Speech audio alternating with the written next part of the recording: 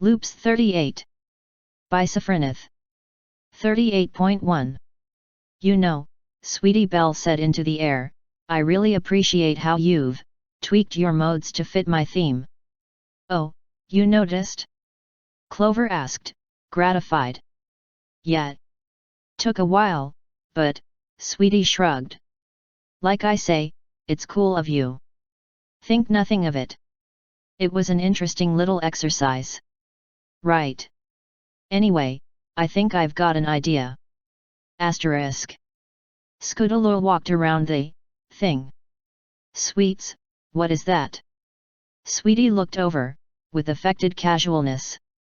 Oh, that's mine. It's what's called a bicycle. The Pegasus filly looked dubious. How do you use it? Oh, it's sort of like a scooter. Sweetie slipped her right forehoof into one of the grip loops. You have to have a kinda strange posture when using it, but it's really fast. Okay, this I gotta see. Scootaloo unhooked her scooter from the cart they often used. Betcha can't beat me. Sweetie just smiled, slipping the other forehoof in and latching one of her hind legs to a pedal. Ready when you are. 3, 2, 1, go. Scootaloo rattled off, and kicked hard. Asterisk. 30 seconds in, Scootaloo felt quite good about the impromptu race. No way was Sweetie going to beat her at what she was best at. Ring cycle. Scootaloo risked a glance back. That hadn't sounded like Sweetie's voice. Then what was Sweetie's voice rose above the rattle of wheels, singing something in a language Scootaloo didn't know. And where was the musical accompaniment coming from? Then Sweetie blew past her in a rush of wind, still singing and with the wheels of her bicycle blazing a bright gold that almost hurt to look at. Asterisk. You cheated. Scootaloo accused, as she skidded to a halt outside the carousel boutique. That had to be magic. Then she blinked. Wait, where'd the bicycle go? Sweetie lowered a silver flute from her mouth. Pardon. Where'd it go?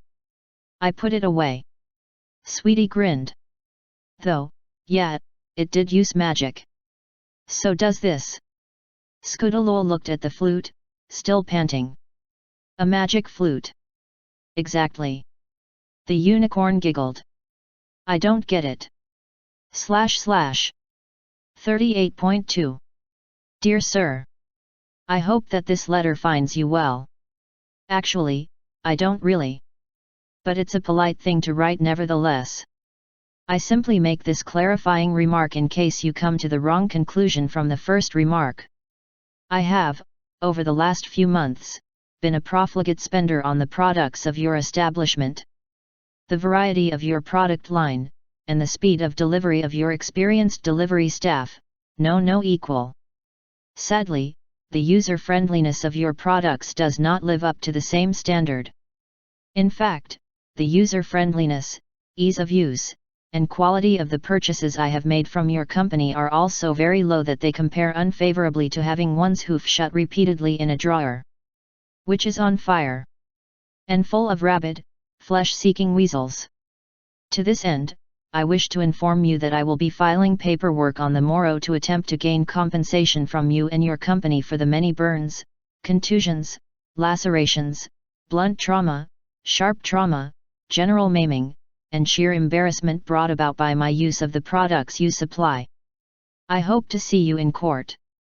Trixie Lulamoon. Asterisk. Look, Trixie, Twilight said, as she finished taking the dictation. Nobody ever catches him. A thought struck her. And why do you want to anyway? The challenge. Trixie announced from her hospital bed. Now, put the address of Acme Corporation on the envelope and send it. Then get to drawing up the court case. You're still not going to leave it? Twilight asked. A dark blue blur shot into the room, paused, selected a book from the nearest bookshelf and shot off with a cry of meep meep. Twilight stared for a moment. Trixie. Yes, Twilight. Trixie replied, with a hint of triumph. I am sorry I ever doubted you. That roadrunner needs to go down. / 38.3, Bobnik. The door of Big Mac's bar slammed open, and an agitated alicorn came through it. Who for it, poxes, and mange upon budget meetings. May the inventor of the committee rest unquiet in blessed lands forevermore, cried Princess Luna.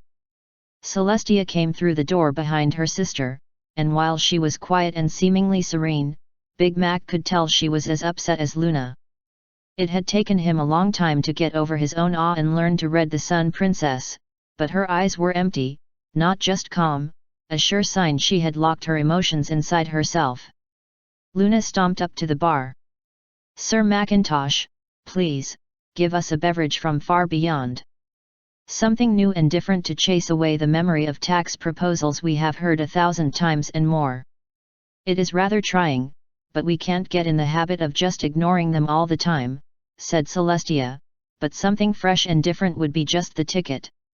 She shuffled her hooves and sighed, replacing false calm with genuine weariness.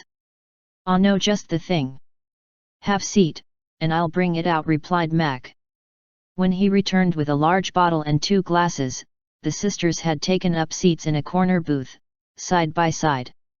The looping bartender put the glasses on the table, and carefully poured a measure into each one. "Rarity gave a couple of cases of this to me just a day ago, apparently she picked it up when she was Queen of England for a loop. Supposed to be made by giants, haven't heard the whole story yet. Apart from the bearers and Spike, you're the first to try it," he said as he poured. The liquid was a pale transparent green, and the noise as it was poured indicated it was fizzy. It had a scent like summer just shading into autumn. Oddly, as it was poured, an opaque layer formed on the bottom of each glass. "Giants, you say? Perhaps 'twas Harry Potter's loop?" asked Luna, as her horn glowed and the glass rose to her muzzle. Up with novelty, and down with boredom. The glasses clinked together and both sisters took a hefty slug from the large tumblers. The flavor was redolent with berries and cream, but had none of the texture of a dairy product, and the bubbles chased the flavor down the throat with remarkable speed. There was no burn of alcohol, but a faint tingle showed there was some manner of magic in the drink. "Oh, I do like that," said Celestia. "Very refreshing, and it's chased the cobwebs right out of my head." She raised the glass higher to peer at the liquid. "Why, the bubbles are moving downwards." It was true. The layer at the bottom of the glass was actually a head of froth, and the fizz descended through the glass to meet it. As Luna began to shift uneasily in her seat, Celestia noticed that Big Mac had retreated behind the bar at speed. She knew a pony taking cover when she saw it. Before she could open her mouth to inquire, the natural consequence of the downward moving bubbles hit both sisters simultaneously. The noise was indescribable, and so loud as to shake the building. Mac's wisdom in sheltering behind the bar became apparent as loose objects were hurled about the room like a tornado had been let loose inside. In short, the diarchy of Equestria farted so hard it blew them out of their seats. Luna scrambled backwards off the table where she'd been blown as Celestia staggered back across the floor. Both of them stared incredulously at the miraculously intact drinks, then at each other, and finally accusingly across the room at the bartender. "Yup, Frobskittle will do that," said Mac, as he shook his head to clear it.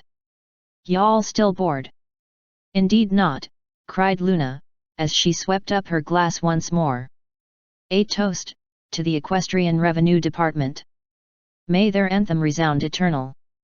/ 38.4. "Hey, Twilight," Pinkie said, grinning. "I dread to answer, yes, Pinkie. I worked out how I'm gonna beat Nightmare Moon." The pink pony held up her ring. "Oh, can you put that shield spell on me, though, 'cause I'm not all that practiced with this and I'd prefer to find out I can't do a shield in a learn from this and keep going way, not a whoops back to the loop start way." Twilight waited a moment, to be sure Pinkie was done with that sentence. "Yes. I'm doing it for every pony, ling, and so on, though it does of course count as points against you if the mountain gets too damaged." "Sure." Pinkie concentrated, and the ring flared, then settled back to her coat color. Wait, Twilight pointed. Did you just 100% recharges go? Pinkie winked. I just need to think of yay I can do the same birthday party over and over. After a long minute, Twilight threw up her hooves, staggered for a moment and dropped back down onto all fours. You know what, fine. You invented it, so presumably you know how it works. Yep. Pinkie's grin flashed as bright as her ring had. Asterisk. Last forever. Pinkie trotted in through the stage entrance. Hiya Moon butt. Nightmare Moon's expression was a sight to behold. Insolence, she shouted, turning, and lighting up a spell on her horn. Give me one good reason I should not simply destroy you now, and spare myself further insult. Pinkie rolled her eyes up, pondering, and tapped her chin with one hoof. Nope, can't think of one. Nightmare Moon unleashed a bolt of black fire, which narrowly missed Pinkie and set the wall alight. There will not be another warning shot, peasant. Pinkie grinned. Oh, you know my family. Pardon. Mama Pie and Daddy Pie are certainly peasants though, more of smallholders, I suppose, so I don't know if that's the right term. But you must have met them, 'cause otherwise you wouldn't get it right. No, it's an insult, Nightmare Moon mumbled, then remembered herself. Trouble me no more, and you may keep your life. Okie dokie. Pinkie nodded. Hey, Nimmy. The dark alicorn had only just turned back to the rest of the town. Her eye was seen to twitch as she turned once more. What? Think fast. Something glowing pink shot out from behind Pinkie's back, and fired a blue globe at the floor. Then, with a boom noise, a 2-meter diameter hole appeared in the stage. On the other side was space. And quite a lot of escaping air. And, within a second or two, Nightmare Moon. In both a literal and metaphorical sense, it was simply not her day. Asterisk. Pinkie let the construct vanish, and it took the portal with it. Ta-da! In the crowd, Twilight shook her head with a wince. So, Pinkie could use her ring to create a portal gun. That was going to be interesting. Asterisk. Cryst. Vwum. Pinkie counted. 4, 5, 6. Tals. Vwum. Twilight followed Sombra as he fell through the blue portal, then came sailing down through the air from the orange 100s of meters up. For about the 50th time. How long are you going to keep doing that? Pinkie shrugged. Until it isn't funny anymore. Is that by your judgment or mine? Theirs, Pinkie replied, pointing to a number of crystal ponies. By now, some of them were making popcorn. / 38.5. Fluttershy lay back in bed and sighed, an all too familiar melancholia stealing over her. A fused loop was over, and now it was back to Equestria. Nice, safe Equestria. Same old Equestria. Twilight had mentioned this to them, back after the first couple of fused loops. It was sometimes hard to maintain perspective after seeing the multiverse like that. They'd gotten used to it, after a while. Friends helped though Twilight often had loops alone, being an anchor was awful sometimes and so did the perspective that came with age. But sometimes, it was worse than normal. Sometimes she'd lost close friends, so recently made. All loopers prepared for the possibility, she'd known it was coming, but Angel Bunny cut into her mope by kicking her bed hard enough to leave a dent. Naughty rabbit! Fluttershy scolded, rolling off the mattress and giving him a tolerant look. Keep that up and I'll make you dust the bookshelf. The threat bounced off Angel's armor like a rubber ball. He shrugged and bounced off to, well, probably threaten a songbird or something. A moment's check on her loop memories reassured Fluttershy that this loop had begun at the normal time. That meant that the summer sun celebration was just around the corner. Now, was there a song she hadn't taught her bird friends? **. The doorbell tinkled. "Come in," Fluttershy called softly. "It's unlocked." Cheerily pushed the door open, smiling. "Hello, Fluttershy. Sorry to intrude, I know you must be busy with the preparations for the summer sun celebration." "Oh, it's no problem," Fluttershy replied. "I was just making some tea. Would you like some?" The teacher frowned, considering it. "Maybe later." "All right." Nodding, Fluttershy put the kettle back on the stove, just to one side to keep it at the right temperature. "What brings you out here?" Now that was the real question. Cheerily certainly never came out here in a normal loop, so... "Well, it's quite a puzzle, actually," Cheerily admitted. "You see, there's a child who Nurse Redheart and I found wandering around Ponyville this morning. He seemed quite confused, but was insistent that he meet you." She stepped fully into the cottage, and turned to the door. "Come on in, Lemon." A bright yellow earth pony colt walked in, a little unsteady on his legs, and his eyes locked onto Fluttershy. Fluttershy blinked, then gasped. "Lemon. So you do know him?" Cheerily asked, satisfied. "I'll want to hear all the details but later. Can I leave you to take care of him for today? I'm afraid I've got work to do for the festival as well." "That's fine," Fluttershy said absently. The moment Cheerily was out of the house, she let her happiness off the leash. "Lemon. I thought I'd lost you." She knelt down, spreading her forelegs, and the colt stumbled forward into her embrace. **. "I still don't know what's going on," Leman Russ said, looking around the cottage. "The last I remember, we were on Fenris. Preparing for a delegation from the Light Eldar Empire to arrive, actually." "Well," Fluttershy thought for a moment as she poured the tea. "Okay. There are things called time loops, and people from one sometimes end up in another. This is my home one. It certainly looks more peaceful than mine," the colt said, glancing out the window. "And warmer." He paused. "Didn't you used to have a horn, little mother?" "Oh, of course." Fluttershy closed her eyes, let the element of kindness flash into being, and ascended. "I forgot, you've only seen me like this. Neat trick. Can we all do that?" "No, sorry." Fluttershy shrugged, reverting the transformation. "It's complicated. Come on, I'll introduce you to Twilight, and she can tell you what you need to know about the loops." "That works for me." Rush stood up, and nearly fell over. Fluttershy's hoof swept out to steady him, and he gratefully used it to stand back upright. "This is humiliating," he muttered, face burning beneath his coat. "I had just as much trouble with walking on two legs," Fluttershy smiled. "And with flying, actually. I still have a preference for walking where possible." She nuzzled him affectionately. "It's good to see you, Lemon." "And you?" The normally a Primarch laughed. "At least I didn't make too much of a mess when I arrived. If I'd acted more like the Emperor would have, then I'd have thought this was some sorceress trick." Fluttershy winced internally as she bumped into Gilda.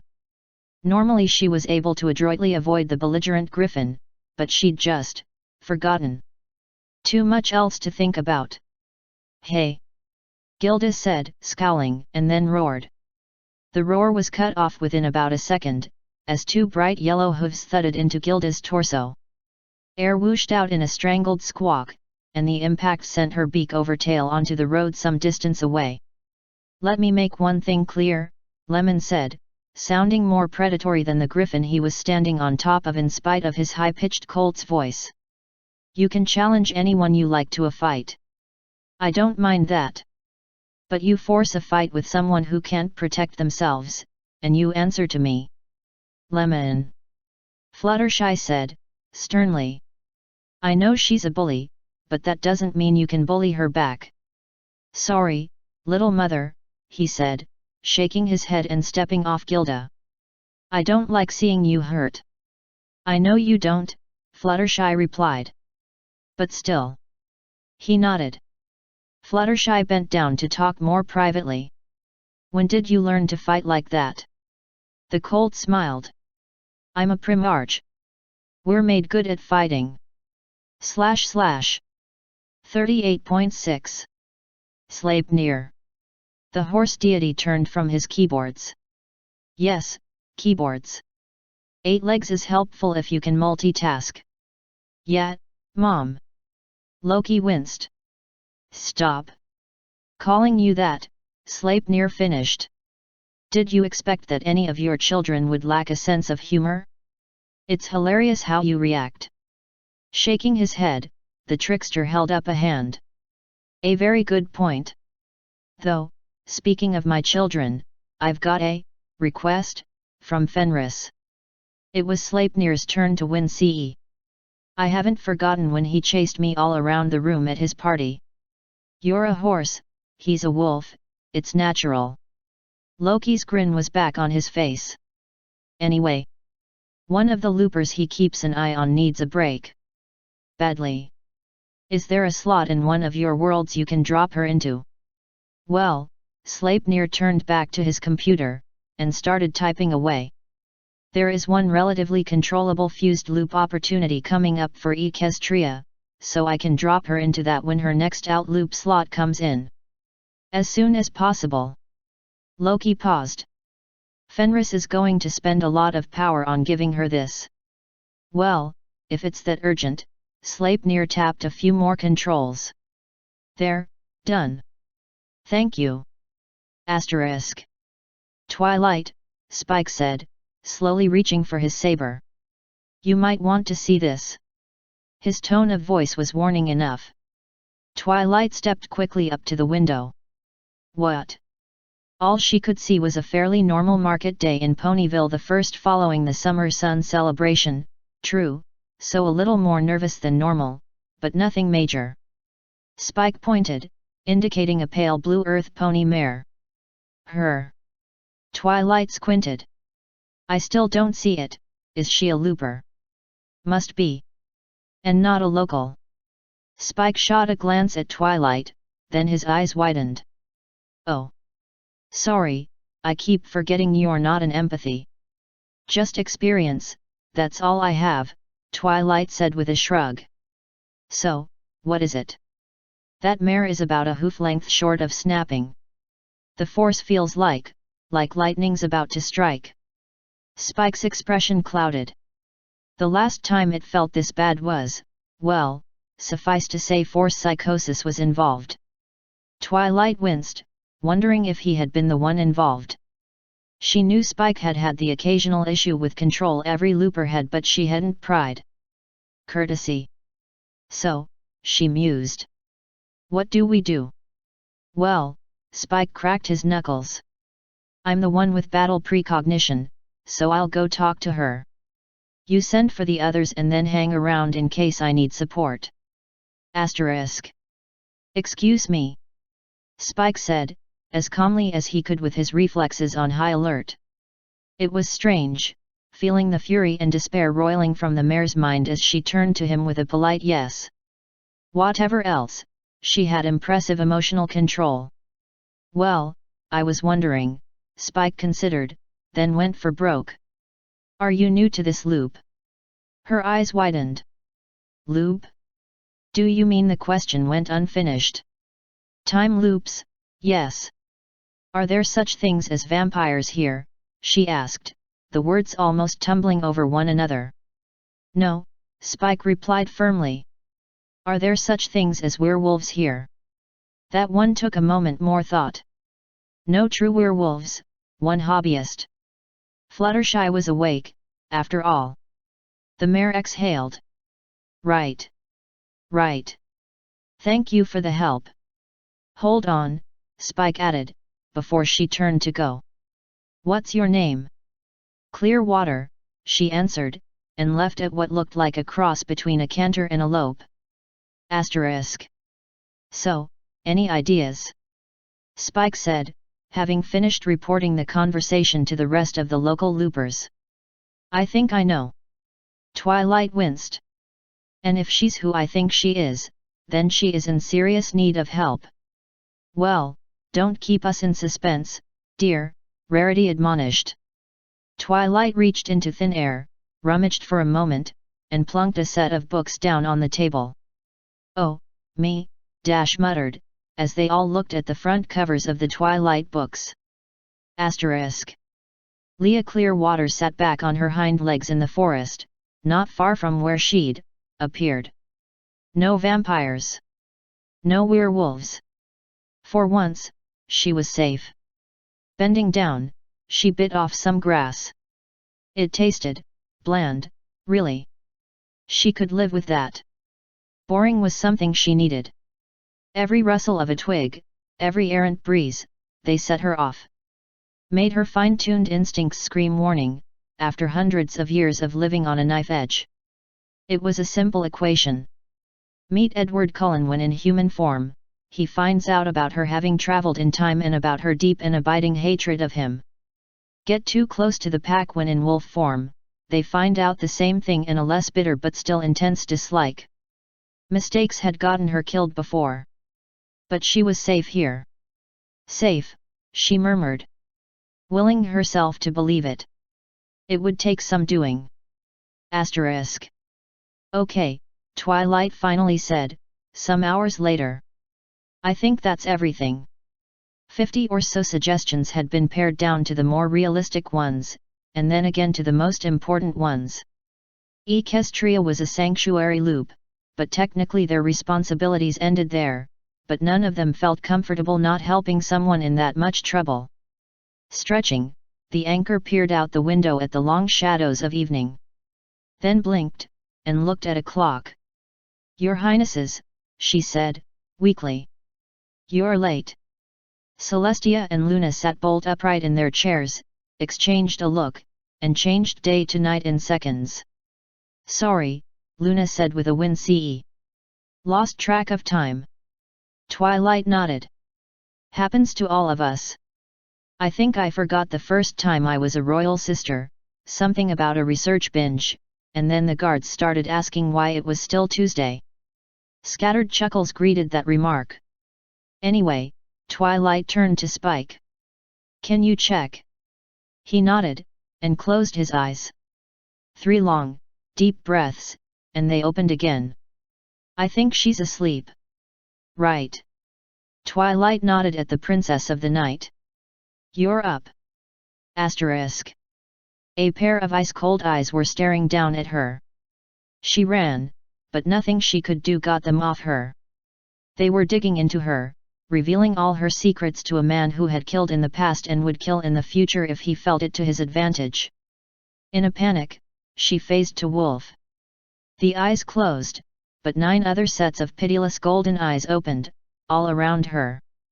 A kind of pitying dislike battered her thoughts. Contempt for her skills. Fear of the outlier, the female werewolf.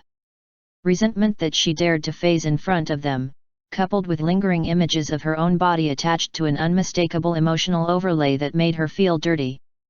Hard to tell her thoughts from theirs. Impossible to keep secrets. Her father, dying of shock from seeing her change shape. Her brother, upset to see her. Her boyfriend, with eyes only for another again and again and again. Self-loathing. What was wrong with her body? Why didn't it just work? Even when she didn't phase, it never worked. Then the flood of memories stopped, as though cut with a knife. A full moon shone gently down on her, in a calm and quiet forest. The images, wolves and vampires, melted away. Leah Clearwater. She raised her head, looking for the speaker, and shifted back to human. That's me. From a pool of moonlight, a winged unicorn, faded into view. This is a dream. It was a nightmare, and a bad one. Are you all right? She chuckled. I've been worse. The unicorn nodded. You are currently in Equestria's time loop, not your own. I have the ability to walk in dreamscapes, and wish to come here to extend an offer to you. Leah blinked. Okay. Sure. She shook her head, as memory returned. I'm in Orieland at the moment. Equestria, the unicorn stressed slightly. I am Princess Luna, younger of the diarchs of the nation you are in. Luna, Leah repeated. Well, you know who I am, so, why? Luna pursed her lips. An interesting sight, on a horse. We are familiar with the world you are from. Frankly, we feel sorry for you. I don't need pity. Leah's response was instant. An admirable trait, but only if not taken too far. Luna shook her head. It is not pity, so much as, she paused. I have no personal experience with your world. But from what I have been told, that you are still sane is quite the accomplishment. You're not convincing me, Leah said, frowning. Sorry, but... Luna clamped down on what she was about to say, and mulled over her words for some time. Finally, she began again. Please, consider it. Though I would not presume to bribe you, nor to offer you coercion, I think it would be good for you. Another silence. One of our number, one of the younger loopers, has experience with how to construct a mental shield. One which remains operative no matter your form. Leah tried to damp the incredible spike of relief which those words woke, remembering all the other times things had gone wrong. That's a powerful incentive. Silence returned, stretching for several more minutes. Where would I find you? Leah eventually asked. Luna sighed with relief. In the town you were in earlier this day, there is a tree with a house built into it just off the main square. 2 of us may be found within, along with a selection of library books.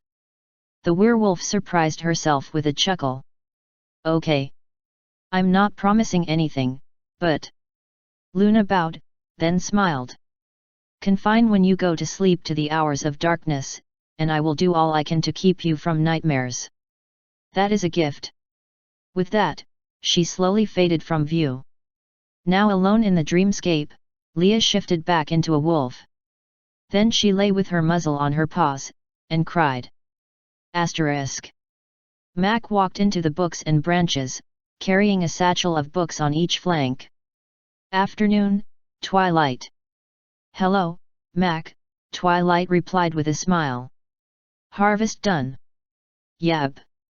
Mac started unloading the books, mostly reference books about alchemy, along with something about liquid rocket fuel.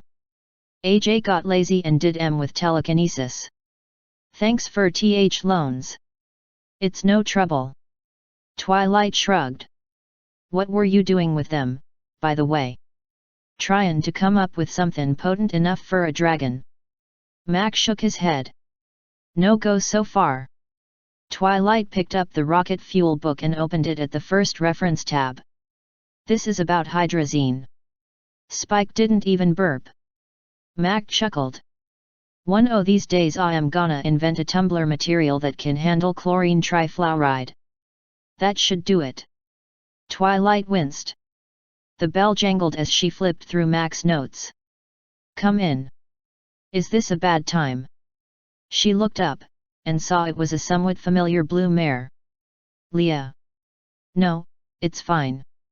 Mac knows. Twilight flared her horn, flipping the door sign to closed. Okay, let's get this sorted out. Asterisk. How much do you know about the loops?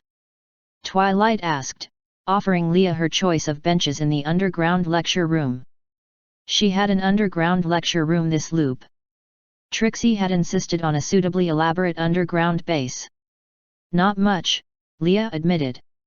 I know I was stuck in some kind of sick Groundhog Day thing, but years long. Okay. Twilight nodded, levitating a thin wooden stick and clicking to the first slide. The time loops started when the computer that basically underlies all reality Yggdrasil got badly damaged. The loops are a kind of fail-safe mode, which is how reality is being preserved as it's worked on and fixed. She clicked to a second slide. At first, just 5 worlds started looping, and the rest were static. Time passed, and the area being stabilized expanded, resulting in more looping worlds. We're in my home world, Equestria, several steps down the line. Yours is at least 6 more, but we haven't done a precise count. The idea of at the same time kind of blurs in this situation. Twilight paused. Oh, feel free to stop me if you have any questions. Leah just nodded. Now, each looping world has what's called an anchor. They're the person who keeps it stable. Other people loop, but the anchor is the one who always does. Others may or may not. Does that mean that I'm one of these anchors, then? Leah asked. I'm almost certain you are, Twilight replied. I'd be surprised if you weren't. Now, the reason you're in my world is what's called a fused loop. These are a bit more complicated. Asterisk. After the lecture was over, Leah remained silent for a few minutes. I see, she said eventually. So, does that mean the reason I can't have children?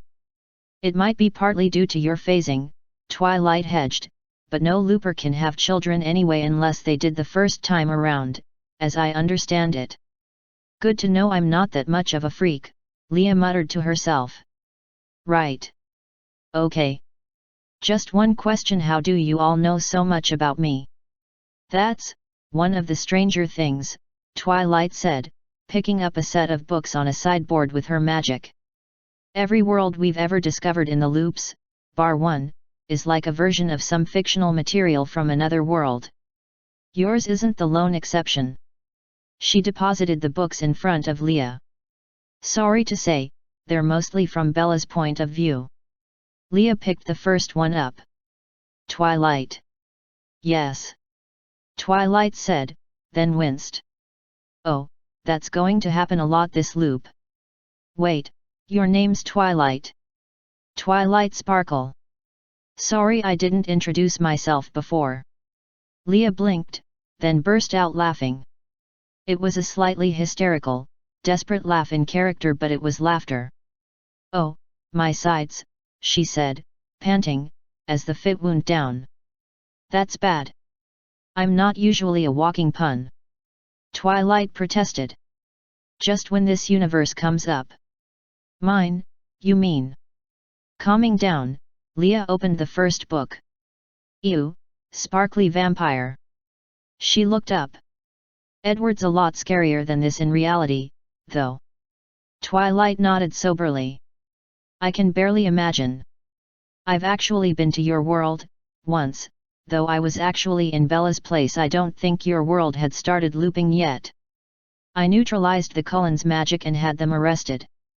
Leah's jaw dropped. That's perfect. That's the best revenge I could have come up with. The unicorn shrugged, embarrassed. I don't like killing. Neither do I, Leah said, then shrugged. The gesture carried a deep weariness. Not like I have much choice sometimes, though. The silence stretched out after that. After a few minutes, they heard the library bell tinkle again. That must be the others. I'll go tell them where we are. Twilight stepped to the door, then paused.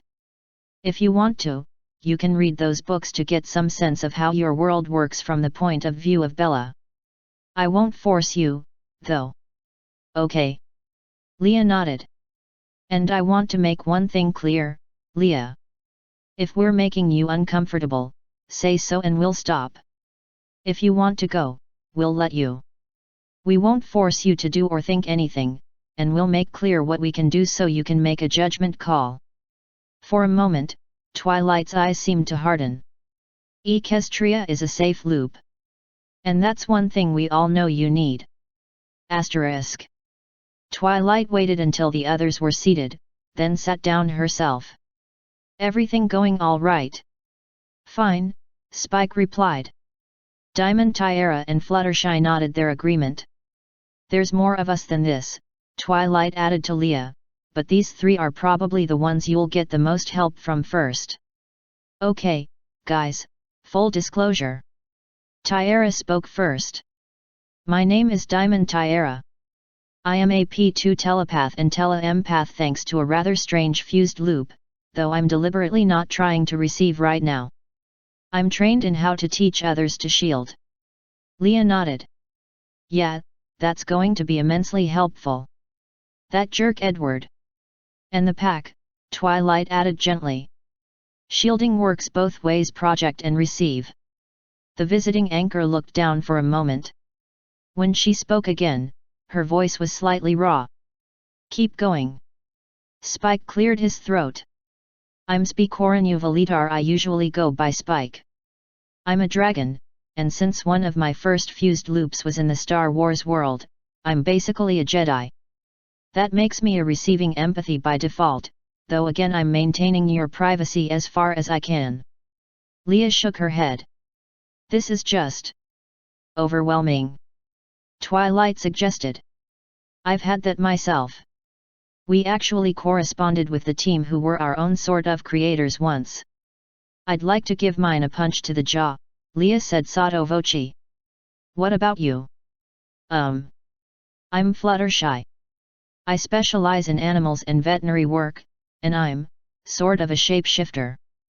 Hey. Well, fair enough. Leah looked around. What about Luna, was it? She's asleep right now, I think, Twilight said, checking the time. She said she was helping you have dreamless sleeps. Yeah. I'd like to thank her, if I can. Shouldn't be a problem, Twilight said confidently. Our loops tend to last several years, you'll have the time. Now, I'd guess that you'd like to learn from Tyara first. Is that correct? Leah nodded. Yes. I'd really appreciate being able to keep my thoughts mine. Spike stood up. Okay. DT, do you want me as the other side? Sounds good. Diamond Tyara stood as well, and frowned. Wait, where's the side rooms in this place? I lost track of the corridors, I've never been down here. We've never had this before, Twilight replied. Trixie built it. I'll show you the route. Right, gotcha. Suppose we're lucky she didn't build a space station. Asterisk. Okay, not bad. Now, try and hold it for a few minutes. Tyara looked across at Spike and nodded. Spike reached out a hand, closed his eyes, and focused. There were a few seconds of silence, then Leah winced. Ow! Who did that? That was me, Spike admitted. Tyara wanted me to test if you could pick up an attempt to read you. Looks like you can. Well, that's something, Leah rubbed her forehead with a hoof. I'm guessing you still got in, though. No, actually, Spike said. The shield held until you started talking. You're doing fine. It's been a week, Leah said. I know you have school and stuff, Tyara, but I feel like this is taking forever. The filly thought about it. Actually, taking into account all the meditation I've been getting you to do when I'm at school or at home, you're about average. She made a face. I know Bella takes, what, 3 hours to get her magical anti-mind reading shield to cover an entire platoon's worth of people, but that's not normal. Hey, I've got an advantage at this subfield, and it took me ages to manage a group shield. Advantage? Leah asked, trying to form a shield again. You've seen my cutie mark. Leah nodded, and Tyara went on. Well, one of the things we've noticed in the loops is that they have a lot of interpretations. Mine's got a diamond in it, so, hard shields is the aspect of Shinix I'm especially good at. Spike chuckled. That and being a diamond hard-asked B. Aren't Jedi supposed to be above name-calling? Diamond Tyara asked archly. Not that I'm aware of. Spike replied cheerfully. Leah chuckled, still concentrating. Asterisk. Sorry, guys, Tyara said, getting up. I've got to head home now. Dad gets upset if I'm out too late. That, right there. Leah shook her head. It's so strange, I suppose. I mean, I've been through hundreds of years and all that, but it's strange to think of a kid doing that. A shadow passed across her face. Apart from that half-vampire one from my home. You think it's strange to think about? Tyara asked. Try living it. I've been in charge of armies before, and now I've got a bedtime. Is that common? Well, I'm about Tyara's age, in one sense. Spike shrugged. But dragons can grow with strong enough emotion, and Twilight and I reverse-engineered it so I can basically change physical age at will. Hey. Yeah, that's about how everyone reacts. Spike opened the door for Tyara to leave, then glanced back at Leah. Should I get Fluttershy to come down? Sure, go ahead. Asterisk. Well, what helps me is that I don't think of it as being me and the wolf. Fluttershy paused. Or me and the panther, or me and the budgie, or, well, any animal, they're just me. I'm sort of comfortable-ish in a lot of forms, but that's because of practice. Yeah, I know what you mean in one way. Leah lay back against the wall. But, well, every time I see imprinting, every time I get given an order by an alpha, it frightens me. My wolf side has instincts, powerful ones that it feels like could take over at any time. Stop me from being me. Right. Fluttershy nodded. Okay, let's have a look at this from a different direction. Could you transform for me, please? Leah nodded, and erupted outwards into her lupin form. At a gesture, she padded out to the center of the room.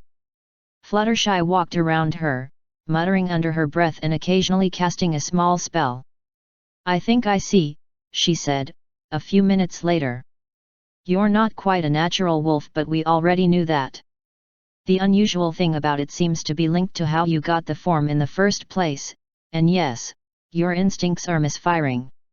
They're originally from a male wolf, and the conversion to female didn't go quite right. I think we can sort it out with a few weeks' time. Leah shifted back to Pony. Will that last? It should do. They're already trying to snap into the right shape, they just don't know what the right shape is, for an unusual interpretation of no, of course. Okay. Thanks. It's no trouble at all, Fluttershy insisted. Though I'd like to get my hooves on the shamans who cast this spell. I'd give them a big telling off. Leah laughed. As for the two things you mentioned, neither of them is natural. They're like some stupid idea of how wolves actually work. Fluttershy frowned momentarily. Wolves mate for life, but they don't instantly lock onto a mate. That's silly. And if a wolf doesn't want to listen to the pack alphas, they just leave. You seem pretty angry about it, Leah ventured. I am. Well, the Pegasus backpedaled, blushing. Cross. I'm cross, because wolves don't behave like that and because all these changes do is hurt people. They're almost like curses. Now that I can believe. Though, Fluttershy paced in a circle. No, I can't be sure enough. I'll let you know if I get anything. Leah nodded. Sure. Now, what's for lunch? Fluttershy rummaged in a set of saddlebags. Here we are. Watercress sandwiches. Asterisk. Sorry I'm late, Spike said, pushing the door open. I had to help Twilight and the others with the nightmare night preparations. Tyara nodded, and gestured to Spike's seat. As he sat down, she gave him a meaningful look and then pointed at Leah. He closed his eyes, and reached out with the force. Gently at first, then with more and more power behind it. Well? Tyara asked some minutes later, when he sat back. Couldn't get anything. In or out? You. Me neither. Diamond. Tyara grinned. Well done, Leah. That shield should hold up against anything, so long as you can hold it. Leah looked at them, still holding the shield. What's next? Next, we make sure you can hold it when you're under stress. Tyara tapped a hoof on the floor. I was going to ask how we stress test her, but the answer's simple. Trixie. Yeah, that'll work if anything will, Spike agreed. I'll let her know. Still, she deserves a week or so off, Tyara mused. What about Nightmare Night itself? Which is? I think the Earth equivalent is an American-style Halloween. Lots of costumes, that sort of thing, and trick-or-treating. Spike grinned. I'm going as Captain America. Leah blinked. Why? Because it is hilarious to watch every pony trying to work out what the costume is, Spike answered. Want to join us? I'm going around with Tyara, her friend Silver, and the Crusaders, because they need someone to look after them. I could kill you with my mind, Tyara said blandly. Yeah, but then Rarity would avenge me. Spike shrugged. How about it? So I'd just, face to Wolf and spend the evening getting candy? They nodded. Sure. Asterisk. Let's see, Fluttershy said, pacing in a circle around Leah just outside a thin circle of wolf fur.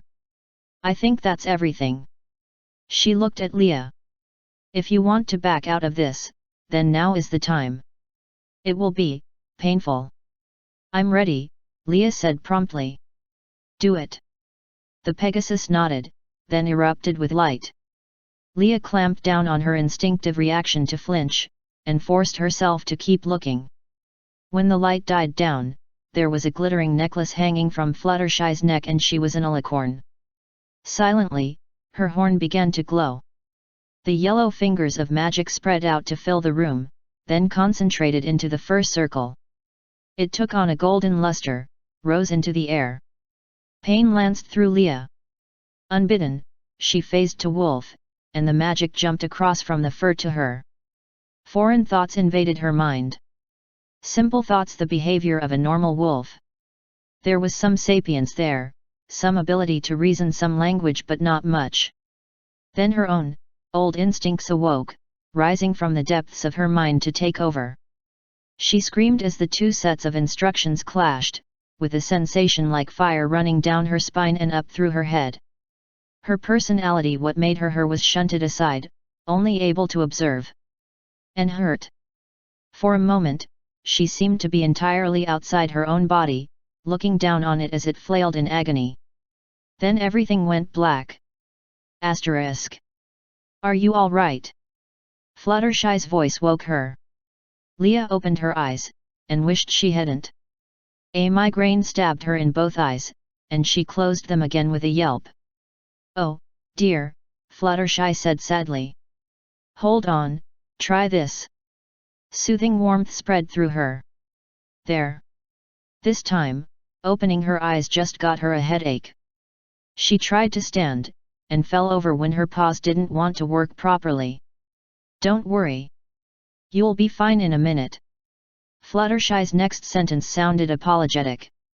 I had to sort of rebuild your instincts from the ground up, so they're still calibrating. Ow, Leah muttered, then blinked. Did I just? Fluttershy eeped. Oops. I think this means you got the optional extra. Shaking her head, Leah tried again. This time, it came out a little closer to intelligible. How can I talk? I might have made a mistake, Fluttershy admitted. I've had to cast Origin of Species a few times before, but usually speech is just part of what goes into it. I think I included it out of habit. Well, no harm done, I suppose, Leah said, feeling her jaw. Man, but that's going to confuse the rest of the pack. She sniffed the air. Oh, you must be hungry. Fluttershy trotted over to the door, left for a minute, and came back in as Leah was trying to stand up again. Something big dragged on the floor behind her. Here. It's venison. Are you okay with that kind of thing? Hunting. Fluttershy shrugged. I fill up half my subspace pocket with ethically sourced meat whenever I get a chance, because yes, animals here do tend to sapience. But this is fine. Roast, actually. Leah needed no further instructions. Asterisk. Okay, so, how long did that take? Leah asked, still slightly startled by how much food she'd put away. The magic. Fluttershy checked. At Leah's nod, she went on. 3 days. Okay, wow. Epic grade magic is like that. Fluttershy shrugged. I can't cast it very often, either, it drains me in ways which are permanent. But she held up a hoof, forestalling what Leah was about to say. I don't mind. Well, thanks. Fluttershy smiled. Seriously, Leah went on. You guys have been great to me. I was a wreck when I got here, and don't worry about it. Fluttershy stood. Now, you still need to finish recalibrating your instincts. Want to go for a run? Leah stood, finding it much easier than even 10 minutes ago. Sure. Asterisk. 2 shapes, one larger than the other, loped through the uncertain light beneath the boughs. The smaller one changed course, bounding off a tree trunk to turn, and the larger one threw up divots of earth as she matched it. They emerged into a clearing where a tree had recently fallen, and the smaller one gathered herself before leaping at a startled bear. The impact bowled the bear over entirely, and the smaller wolf licked his throat before jumping off. So, the larger wolf said, amused. Counting coup. The smaller one nodded, with a trace of embarrassment. The bear, meanwhile, headed home in confusion. Anywhere I can give that a go. The smaller wolf nodded again and turned, tossing her head to tell the larger one to follow. Asterisk. So, this is it, hey? Leah said. Pretty much, Twilight replied. Our loop normally ends tonight. Well, in case I don't get another chance, thanks, all of you. Leah smiled. You've been lovely. The various loopers of Equestria shuffled, embarrassed. Leah looked again at the small bracelet she'd been given. Well over a dozen silver charms dangled off it, most of them styled for cutie marks of those she'd met here. The rest were a little more allegorical. Spike, for example, was represented by a silver flame. Then she dropped it into her new subspace pocket, where it wouldn't get lost.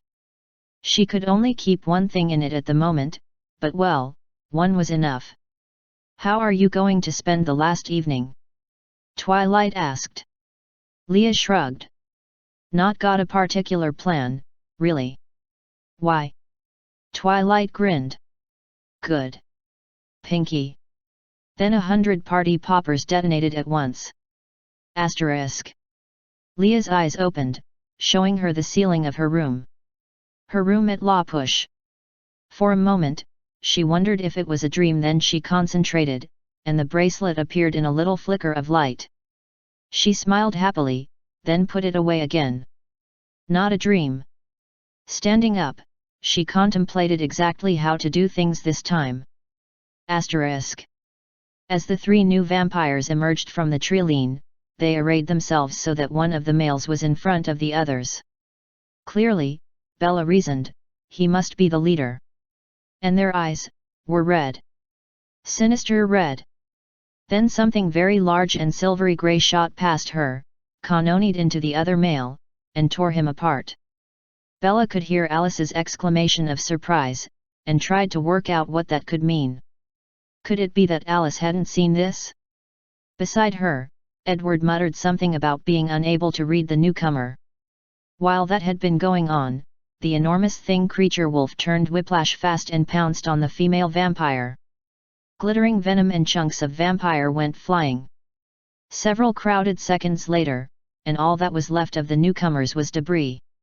Then the wolf snorted in satisfaction, and flowed into the form of a young adult woman. Wearing nothing at all. Bella gasped. Esme put her hand over Edward's eyes. Hey, the woman shouted by her features, she was one of the Quillettes. A werewolf? Can one of you burn these tossers? I don't have a lighter. With that, she blurred again, and loped off. Bella could swear she was laughing.